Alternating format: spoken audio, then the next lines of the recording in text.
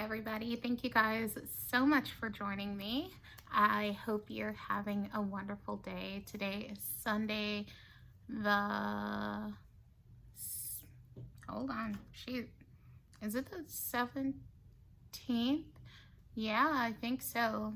I think it's the 17th. Anyway, why did I think it was the 16th? Anyway, okay, neither here nor there. Oh, wait. I literally have a phone right here. Yes, the 17th. Okay. Anyway, so I hope you guys are doing great. What's going on? I have bad news and good news. Let's get the bad news out of the way in order for the good news to make sense.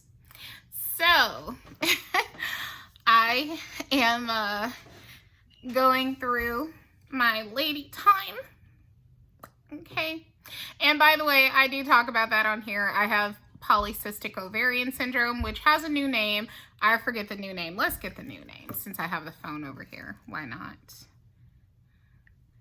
Okay. Doesn't make any sense not to. Okay. One moment.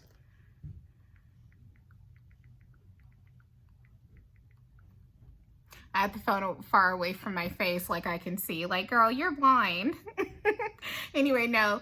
The new name for polycystic ovarian syndrome is polyendocrine metabolic ovarian syndrome, PMOS. Why couldn't we keep PCOS? Okay. It says the new name aims to reflect that the condition is a complex whole body disorder affecting hormones and metabolism rather than just an issue of cyst on the ovaries. Why the name change? For years, experts argued that the original name was misleading and caused delayed diagnosis as many people with the condition never actually develop ovarian cysts. The new name PMOS addresses this by better describing the condition's wide-ranging impacts. Poly acknowledges the multiple body systems affected. Endocrine highlights hormonal imbalances. Metabolic emphasizes insulin resistance and diabetes risks. By the way, showing off my acanthosis nigricans. I'm going to say something fucked up real quick because I'm just going to get this off my chest since I'm here, but let me read the rest. Ovarian maintains the clinical link to the ovaries. What this means for care, while the name itself has changed, the underlying biology and management of the condition remain the same. Health systems are currently transitioning to the new terminology, so you may see the condition referenced as PMOS or as PMOS, formerly PCOS. Okay, so there you go. And they were talking about you can read a study in the Lancet. Okay. So as I was showing off, I have a discoloration of my neck called acanthosis nigricans, which I've shown in multiple videos, right? And even if I didn't make a point of showing it, if you look at me hard enough, you can see it, right?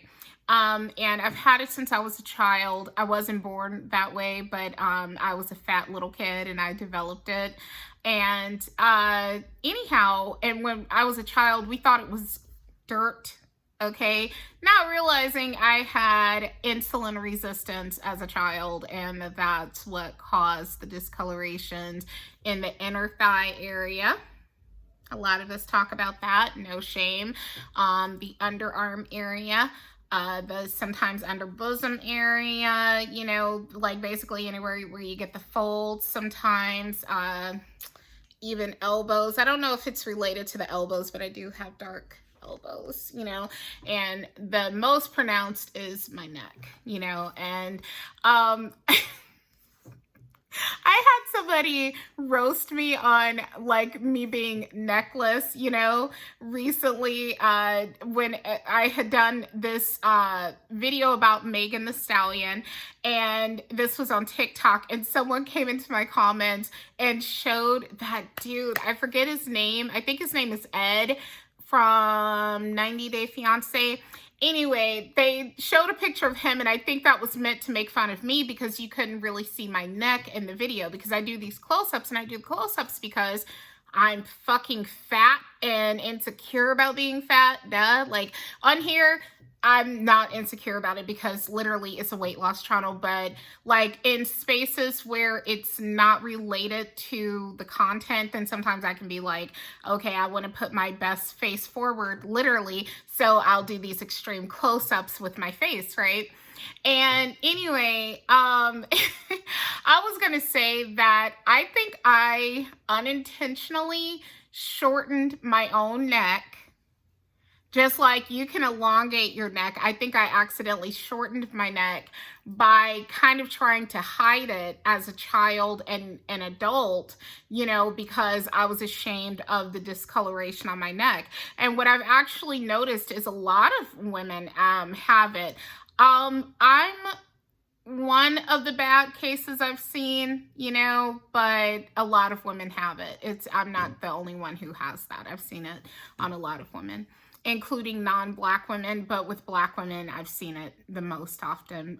Black and maybe some Hispanics and such, and Pacific Islanders, you know. So yeah.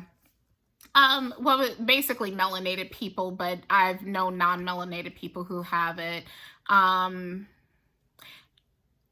I hope she does not mind me bringing this up, but my deceased friend, Laura, and I speak of her in that way because I don't believe that dead people are 100% dead. I think like they're still with us. But that being said, she had it, and she was as white as the driven snow, and she also had acanthosis nigricans. So yeah. But anyway, why I'm bringing this up though, because it is there is a connection between that and PCOS, insulin resistance, all that stuff. And I noticed that if I had a bunch of white patches on me, then people would, and I'm not trying to make fun of people with vitiligo, but that's what I'm referring to. Then people would say, oh my God, you're beautiful. She's beautiful, isn't she? Oh my God. You know, if I have vitiligo.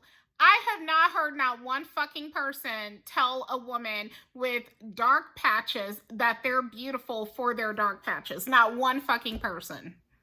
Not a one. And I have my, I think that that is rooted in colorism, and y'all can go fight somebody else, but I genuinely think that that is rooted in colorism as to why people with acanthosis nigricans, we don't get claps like, oh my God, it's so beautiful.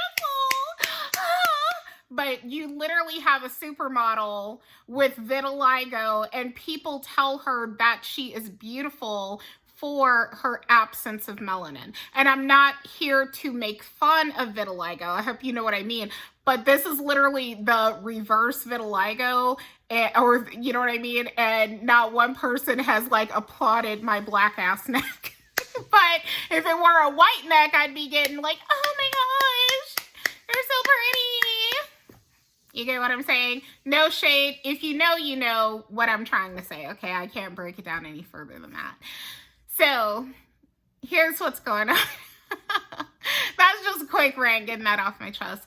But what's been going on? So before my monthly came literally the day after I recorded that last video, which was done last Wednesday, excuse me, and then my cycle came on Thursday. As I was saying, I do talk about my cycle here. I mean, I don't get like super explicit, more likely than not, like, you know, but I refer to it because it has affected my life. Like it is what it is. And I talk about my PCOS. There are women who have PCOS that don't even get periods, and some that are going through what I used to go through, which is where their periods don't stop. You understand what I'm saying? So I'm not going to be shamed about not talking about my cycle, if that makes any sense. And it affects my freaking weight too. Like it affects my appetite. It affects how much I weigh. Even when I'm eating right, it affects how much I weigh because it, you know, will influence me retaining water or losing weight sometimes, like when, but this time I am about 10 pounds up from my lowest. Okay. I actually stepped into the threes. Okay. It's serious. I'm like around, when I weighed myself earlier, I weighed myself with clothes on, mind you, but just the same, it said something like 302, let's just say 302.8. So even if you make a deduction for the clothes, I'm probably about 301.8 or somewhere in that range. So I'm a little more than 10 pounds up, if that's the case, if I am 301.8, because my lowest was 291.7. Today has been on track, and I plan to finish it on track. I have a gift card for Nutrisystem, and I've literally been holding on to this bad boy for years, okay? And they better not have deactivated it. We got it from, what do you call it, Costco, back when Costco used to sell Nutrisystem gift cards. We got it at a discount. The regular price was $80, I think, and then with the discount it was like $59 or something like that. So it's worth $100. And previously I considered possibly doing it as a giveaway for various things, but then I was like, you know what, my fat ass needs it myself. Not only am I fat, but I'm also broke. So I decided, I was like, you know what, I'm gonna do an order with it soon. And when I do, I'm going to show off the food, but I'm doing an order with it very, very soon, like within the next week or so, I would say. Anyway, just wanted to share that. I don't plan on doing full-on Nutrisystem at this time, if ever, but I do want to do some of the a la carte meals.